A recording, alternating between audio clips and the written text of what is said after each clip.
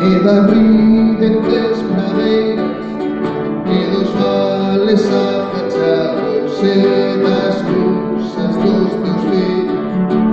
Os alaios van voando como unha foliña seca, os aires van nos levando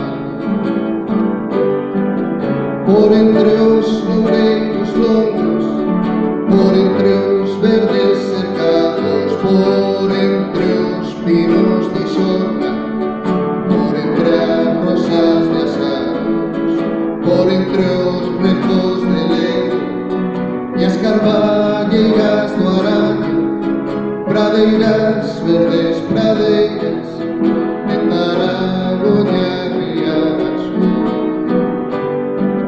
Que doces son os teus aires, que meigos os teus cantares.